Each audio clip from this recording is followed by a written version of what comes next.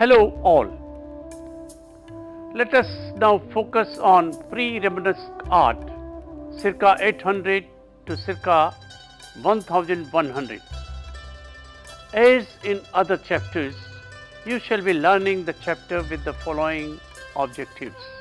Acquire the basic vocabulary, concepts and criteria for understanding, interpreting and analyzing pre-Romanesque art. Encounter significant works of the period and enable them to study later works influenced by this period. Understand and appreciate the role of values, beliefs and ideas in shaping the art of the times. The broad aspects that we are going to focus on are as follows: the Celtic and Anglo-Saxon art, Hiberno-Saxon art, in the Carolingian period. Apart from other things, we shall at greater detail the Carolingian court palace at Aachen, the St. Gall plan and the Carolingian manuscripts. Then we shall look at Viking art and Ottonian art lastly. Let us start with the Celtic and Anglo-Saxon art. After the Romans departed from Britain at the beginning of the 5th century, Angles and Saxons from Germany and the lowlands and Jews from Denmark crossed the sea to occupy southeastern Britain. Gradually they extended their control northwest across the island. Over the next 200 years, the arts experienced a spectacular efflorescence. Anglo-Saxon art covers art produced within the Anglo-Saxon period of English history, beginning with the migration period style that the Anglo-Saxons brought with them from the continent in the 5th century and ending in 1066 with the Norman conquest of a large Anglo-Saxon nation state whose sophisticated art was influential in much of northern Europe. The dense animal patterns that cover many Anglo-Saxon objects are not just pretty decorations. They have multi-layered symbolic meanings and tell stories. Anglo-Saxons, who had a love of riddles and puzzles of all kinds, would have been able to read the stories embedded in the decoration. But for us it is trickier as we are not fluent in the language of Anglo-Saxon art. Good example of Anglo-Saxon metalwork is the 7th century cover of a purse originally containing gold coins from Sutton Hoo in East Anglia and on the southeast coast of England. It was discovered among the treasures of a pagan ship burial, a practice indicating the belief that boats carried the souls of the dead to the afterlife.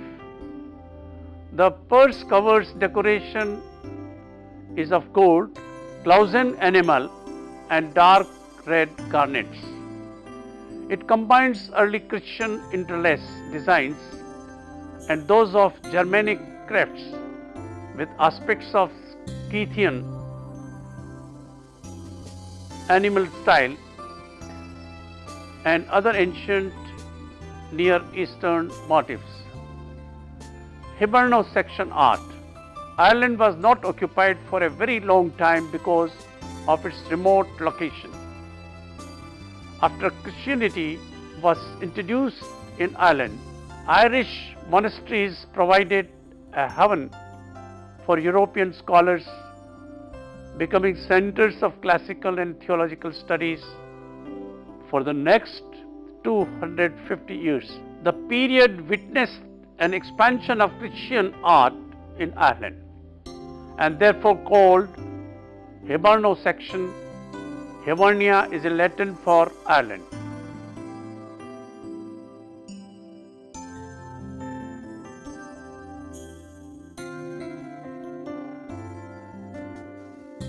Hiberno-Saxon art is characterized by a combination of these two traditions, particularly the Irish curvilinear motifs and elaborated initials, and the Saxon geomorphic interlacings and bright coloring. A third influence was Mediterranean art, which became an important artistic ingredient after St. Augustine's mission arrived from Rome with many manuscripts and other art objects to use in converting the sections. This tradition brought with it the representation of the human figure, but the basic characteristics of Hiberno-Saxon art remained those of their pagan ancestors. Concern for geometric design rather than naturalistic representation, love of flat areas of color, and the use of complicated interlaced patterns. All these elements can be found in the great manuscripts produced by the Hiberno-Saxon school. Lindisfarne Gospels 698, the Book of Durrow, second half of the 7th century, and the Book of Kells circa 800.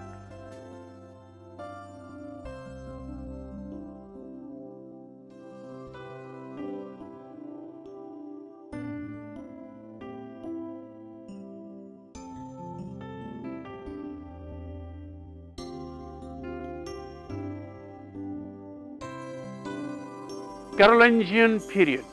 At the same time in 800, Charlemagne, Charles the Great, was crowned Roman Emperor at St. Peter's, Rome. Charlemagne ruled a large part of Western Europe, including France, Germany, Switzerland, Belgium, Holland, northern Spain and Italy to the south of Rome. The word Carolingian 780 to 900 derives from the name of Charlemagne's grandfather. Charles Martel. Carolus is Latin for Charles, who defeated the Muslim invasion at Tours. Under Charlemagne, monasteries expanded the network of learning throughout Europe, in which Latin, as the language of the manuscript texts, was kept alive. We could characterize the Carolingian art period as combining the portability of medieval art with a heavy dose of classical from Rome and Greece. Carolingian court palace at Aachen. The palace at Aachen was made under the personal supervision of Charles, pointing to where the forum and senate, the theatre, the baths, the Lateran and even the aqueduct were to be built. The palace chapel, meant for worship for loyalty, was planned on central octagon and based in its design on S. Vitale. Bronze doors with lion head handles and finely chiseled classical mouldings, bronze railings with classical pilasters, Corinthian capitals and entablatures decorated the acanthus scrolls, again emphasized the debt to antiquity. Molds for the doors excavated at Aachen in 1911 prove that this technically highly competent casting was undertaken on the spot.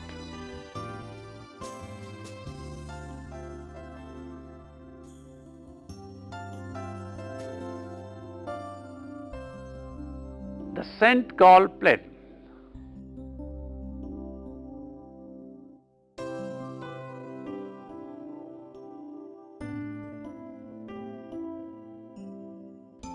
Monastic life centered on prayer and work, and since it also demanded seclusion, it required a special type of architectural planning. Charlemagne drew up a standard plan for Benedictine abbeys and sent this plan to the abbot, who was rebuilding the St. Gall monastery in Switzerland. Amongst other things, the St. Gall plan indicates beds for 77 monks in the dormitory. Practical considerations include latrines attached to every unit dormitory, guest house and abbot's house. 6 beds and palaces in the refectory were reserved for visiting monks. In the surrounding buildings were special spaces for scribes and painters, who spent much of their day in the scriptorium studying and copying books, and teachers who staffed the monastery's schools and library. Manuscripts. Books played a central role in the efforts of Carolingian rulers to promote learning, propagate Christianity, and standardize church law and practice. Imperial workshops produced authoritative copies, and Carolingian scribes also worked on standardizing scripts. Capitals majuscules based on ancient Roman inscriptions continued to be used for very formal writing, titles, handings, and luxury manuscripts. But they also developed a new clear script called Carolingian minuscule, based on Roman forms but with a uniform lowercase alphabet that increased legibility and streamlined production. The portrait of Matthew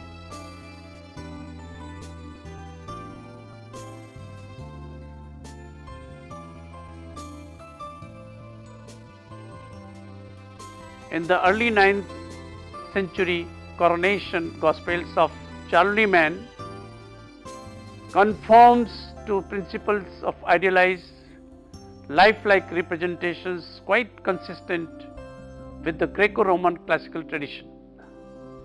The full-bodied white robe figures is modeled in brilliant white and subtle shading and seated on the cushion of a folding chair set within a freely painted landscape. The way his foot lifts up to rest on the solid base of his writing desk emphasizes his three-dimensional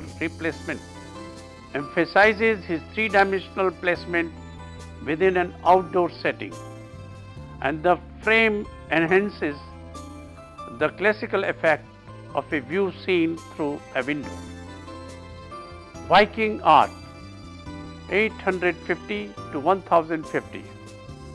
In the 8th century, seafaring bands and Norsemen known as Vikings, Viking people from the coves, descended on the rest of Europe. Also known commonly as Norse art. Viking art is term for the art of Scandinavia and Viking settlements further afield, particularly in the British Isles and Icelands. During the Viking age of the 8th to 11th centuries AD, Viking art has many design elements in common with Celtic, Germanic, the later Romanesque and Eastern European art, sharing many influences with each of these traditions.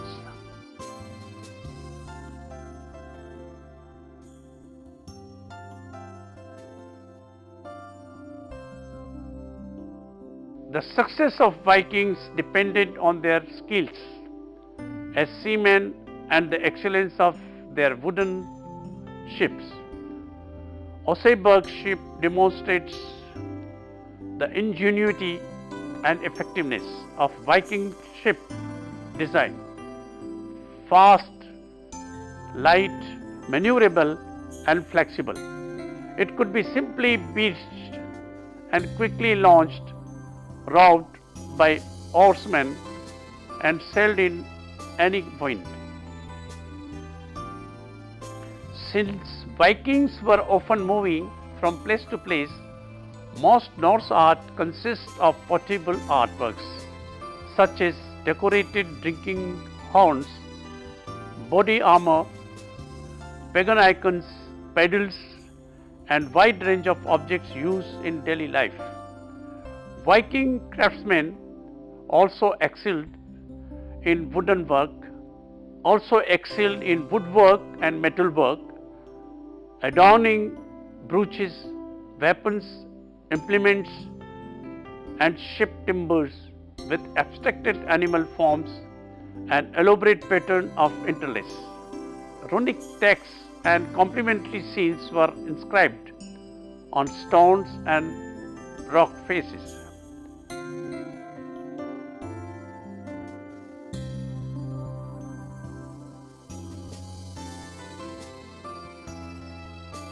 Viking art, in common with almost Germanic art of this period, is zoomorphic, but it does not attempt a naturalistic representation of animals.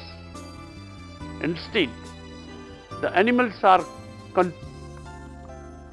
contorted, often intertwined and gripping and building each other, and often with flowing tendrils.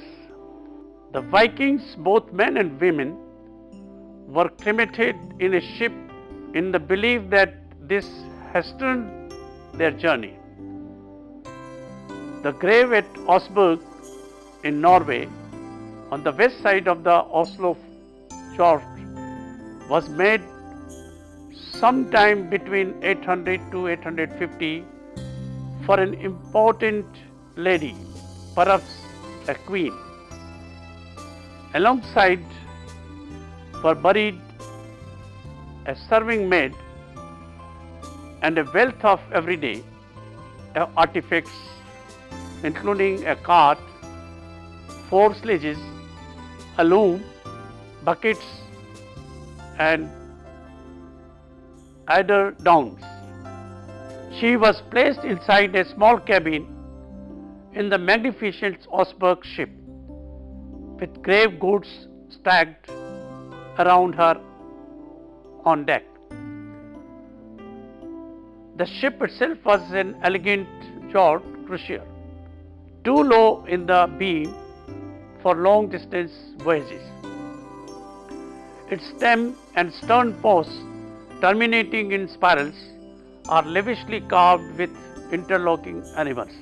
They have small heads, double contoured bodies and pierced heart-shaped hips.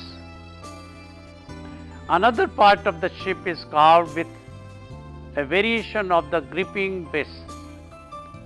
Goddess, broad-bodied creatures with bulging eyes, short muzzles, snarling mouths and large teeth who clutch each other with sharp claws.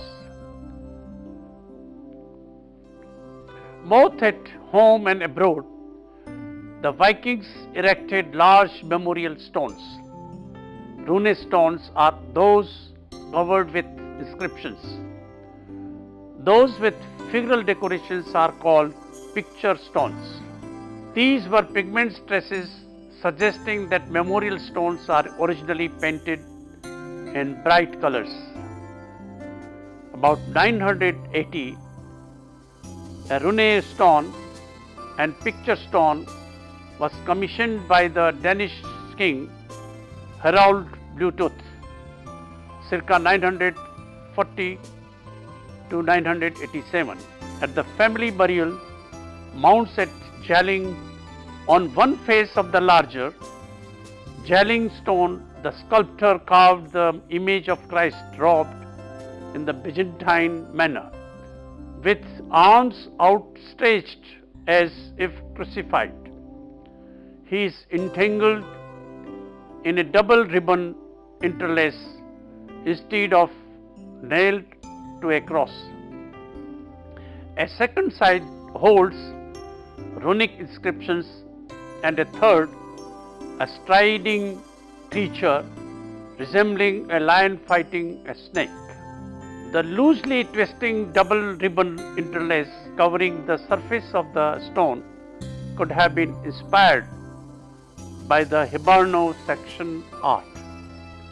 Let us now discuss Ottonian period. Ottonian refers to the three rulers named Otto, who stabilized the Holy Roman Empire after disruptions following Charlemagne's death. Their empire included only Germany and parts of northern Italy and was therefore smaller than Charlemagne's. Ottonian art was the result of three major influences: a revival of northern Carolingian artistic heritage, a renewed interest in northern Italian art, and a more direct contact with Byzantine art so brilliantly revived under the Macedonian emperors after the final abandonment of iconoclasm in 842. The major architectural work of this period was the convent church of St. Cyriacus of Gernot, founded by Margrave Guero in 961. The western part is heavily emphasized by two strong staircase towers flanking a large western block with an internal western gallery, very much in the Carolingian tradition, but externally blind arcades, string courses and pilasters divide up the wall surfaces into units relating to windows, internal floor levels and bay divisions. Internally, the crossing of the transept, which hardly projects beyond the aisle walls,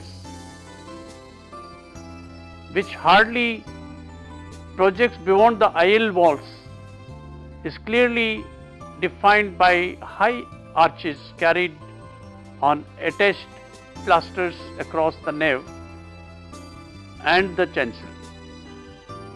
The nave is articulated by alternating columns and piers, and each bay of two arches in the nave is surmounted by a gallery opening divided by four arches carried on small columns, again separated from the next bay by a heavy pier.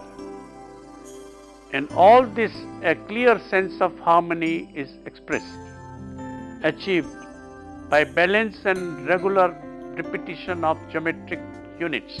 It is these qualities of order and harmony that were further developed during the 11th century, both within the Ottonian Empire and elsewhere, and were fundamental to the creation of great Romanesque church.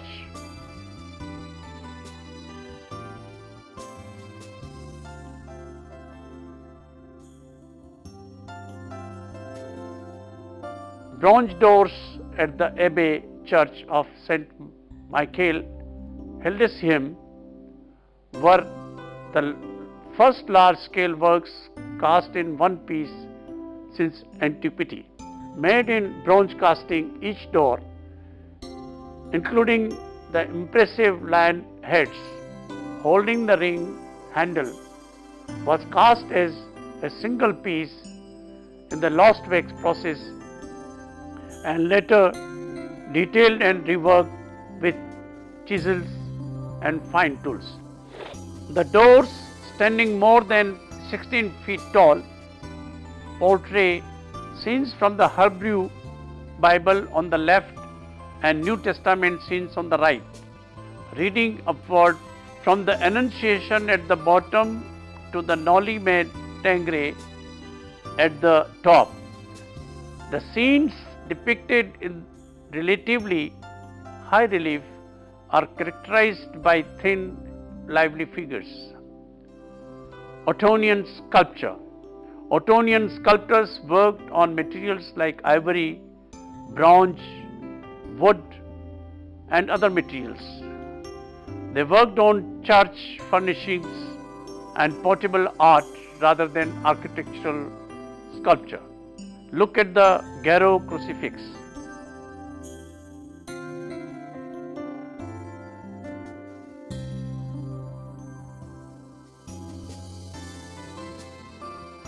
Jesus is shown as a tortured martyr, not as the triumphant hero.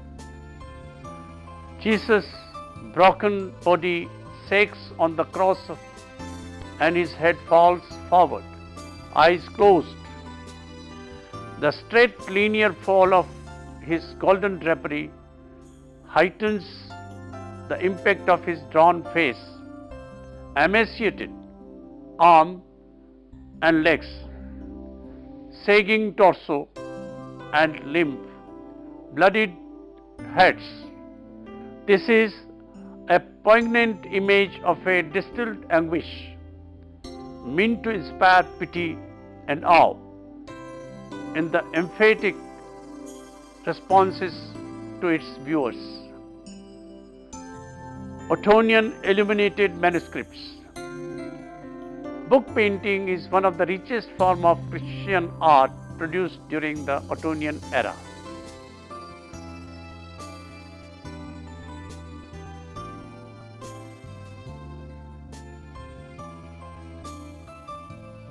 There is a degree of simplification, a somewhat broader use of forms, an emphasis of essentials, and the elimination of them at times rather fussy detail of Carolingian painting, as well as use of lighter, chalkier palette, which more clearly differentiates it from its Carolingian model.